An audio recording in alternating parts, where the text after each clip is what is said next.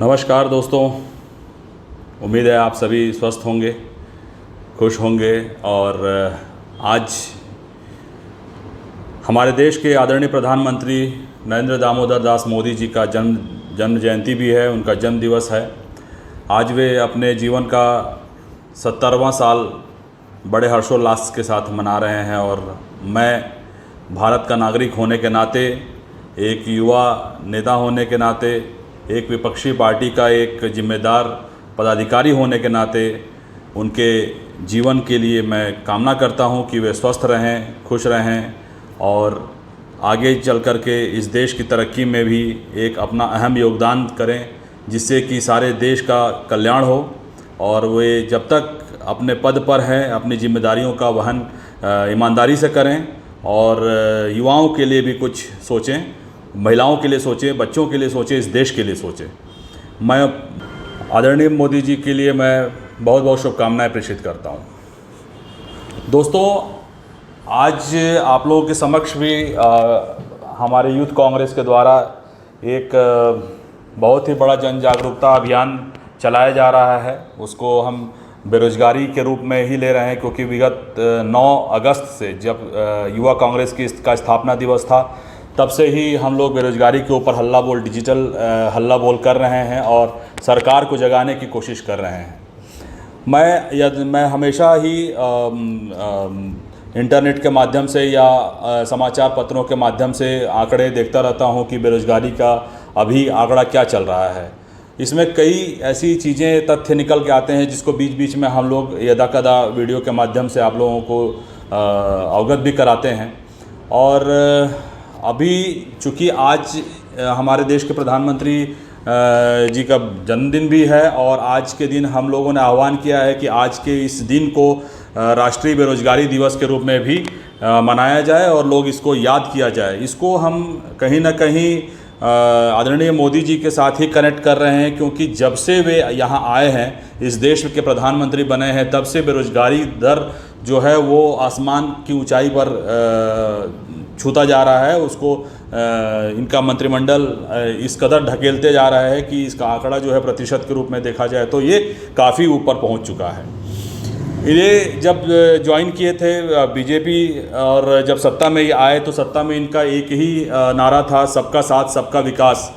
और इस विकास के नारे में एक चीज़ आप लोगों ने ध्यान दिया होगा कि विकास की स्थिति क्या थी। अभी विकास पर एक लाइन मैं देख रहा था, इस पर एक विकास की लाइन थी, मैं आप लोगों को पढ़ के सुनाता हूँ। राजनीति की खाट पर बंधा पड़ा विकास, राजनीति की खाट पर बंधा पड़ा विकास, बेरोजगारी खेल रही स्मार्टफोन पर ताश, बेरोजगारी खेल रही स्मार्टफोन पर ताश। अब इस लाइन का मतलब आप लोग समझ सकते हैं कि क्या इसका मतलब है।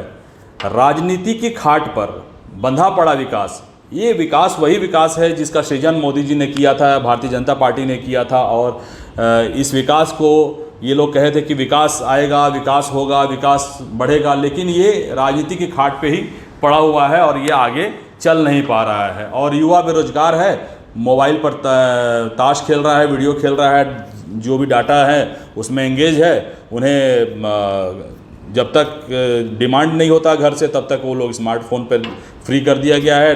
लोगों को आटा चाहिए, इन लोगों को डाटा दे दिया गया है, डाटा पकड़ा दिया गया है। तो ये आलम है हमारे देश का। बीच में एक समाचार आया था, जब आप लोग को भी ध्यान होगा कि इस सरकार के रहते बेरोजगारी दर जो है वो 45 साल का आंकड़ा जो था वो सबसे हाईएस्ट स्टेज पर चला गया था। और वो आंकड़ा था 6.1% का। 6.1% का आंकड़ा जब गया था, 45 ईयर्स की बात जब कर रहे हैं कि 45 साल में पहली बार इतना बड़ा आंकड़ा गया था, तो ये आंकड़ा गया था सन 2017-18 में। सन 2017-18 में एक सरकारी संस्था है जो रोजगार के बारे में आंकड़ा बताती है, उसका नाम है NSSO। आंकड़ा जारी किया जाता है और ये आंकड़ा 2017-18 में सरकारी एजेंसी के द्वारा लीक हो गया था, जिसको बाद में सरकार ने उसका खंडन किया था, कहा था कि नहीं, ये सैंपल जो है ये पूरा नहीं है, इसका कंप्लीट सैंपल नहीं है। अंततः जब इसका 17-18 के अंत में जब दोबारा से इसका आंकड़ा जारी किया गया तो यह आंकड़ा वही था, 6.1% का ही बेरोजगारी दर था। और ये बेरोजगारी दर जो था, ये बेरोजगारी दर 45 साल में सबसे हाईएस्ट आंकड़ा बताया गया था, जो कि इससे पहले 1972-73 में यह आंकड़ा सामने आया, प्रस्तुत किया गया था। तो कुल मिलाकर के मेरा ये कहना है कि 2014 से जब से ये सरकार में मोदी की सरकार आई है, तब से ही आंकड़ा बढ़ता जा रहा है। ये बढ़ते बढ़ते 6% का आंकड़ा बढ़ते अब हो गया है 8% के आसपास। यही आंकड़ा जो था ये मार्च अप्रैल में, मई में ये आंकड़ा 24-25% के आसपास था। ये 45 ईयर्स जब 6.1% का था, तो आप समझ सकते हैं कि यदि 24% रहा होगा तो ये कितने युग का आंकड़ा होगा, कितना बड़ा आंकड़ा ये आया, इनका हाईएस्ट जो पीक समय था। यही स्थिति कमोवेश हर राज्य में है, हर राज्य की स्थिति यही है। यदि राज्यों में बात की जाए तो मैं छत्तीसगढ़ प्रदेश का वासी हूँ, और मेरे यहाँ जो स्थिति है, कांग्रेस की सरकार की जो अभी रोजगार के आंकड़े पेश की है, वो डॉक्टर रमन सिंह की जो सरकार जब उन्होंने छोड़ी थी तो लगभग ये आंकड़ा था 6.5-7% के आसपास। और ये आंकड़ा अब विगत 2 साल में हम लोगों ने काफ़ी प्रयास के बाद कम किया है। ऐसा नहीं है कोरोना महामारी का प्रकोप छत्तीसगढ़ को नहीं पड़ा है, इस प्रकोप में भी हम लोगों ने अच्छा काम किया है। लगभग यह आंकड़ा अब गिर करके 4% के आसपास आ गया है। कल ही 14,580 शिक्षा कर्मियों की नौकरी पर भी जो प्रश्न चिन्ह लगा हुआ था, वो अभी पूरा कर लिया गया है सरकार के द्वारा। अब सरकार उस पर काफ़ी अच्छा काम की और 14,580 भर्तियों को उन्होंने हरी झंडी दे दी है। और ये सारे के सारे जो बेरोजगार थे अब वो रोजगार हो गए हैं। शिक्षा के क्षेत्र में ये लोग अच्छा काम करेंगे, ऐसा मैं मानता हूँ। तो कुल मिलाकर के यही स्थिति है दोस्तों। आप लोगों से सभी से मेरा निवेदन है कि आज के दिन 17 सितंबर बाबा विश्वकर्मा पूजा भी है आज, और नरेंद्र मोदी जी जो हमारे देश के प्रधानमंत्री हैं, उनका भी आज जन्मदिन है। लेकिन इस जन्मदिन को हम किसी चीज़ की याद में मनाएं, जो एक ठोस उन्होंने काम किया है उसकी याद में हम ये जन्मदिन मनाना चाहते हैं। और ये जन्मदिन इससे अच्छा कुछ नहीं हो सकता है कि इन्होंने जो ये विगत 45 साल से ज़्यादा ही अब साल हम कह सकते हैं, इतना बड़ा आंकड़ा उन्होंने दे दिया है कि उनको एक बेरोजगार नेता के रूप में हम याद करें, और एक राष्ट्रीय बेरोजगार दिवस के रूप में हम अपने देश में आज की तिथि को मनाएं। इसी में मैं अंत में एक कविता है जो एक दोस्त ने मुझे भेजी है, एक छोटे भाई ने भेजी है, उसको मैं पढ़कर आप लोगों को सुनाना चाहूँगा। कविता थोड़ा सा लंबा है, लेकिन काफ़ी कुछ इस सत्ता जो भारतीय जनता पार्टी की जो सत्ता चल रही है केंद्र में, वो उस पर काफ़ी कुछ कटाक्ष करता हुआ ये कविता है। आप लोग भी एक बार ज़रूर सुने। पढ़ा लिखा मैं कलमकार, घर पर बैठा हूँ बेकार, समाज करता तिरस्कार, दोस्तों मैं हूँ बेरोजगार। भारत में मैं एक नहीं मेरे जैसे लाखों हैं, कुछ बने फिर रहे अंधभक्त, कुछ तो युवा नेता हैं।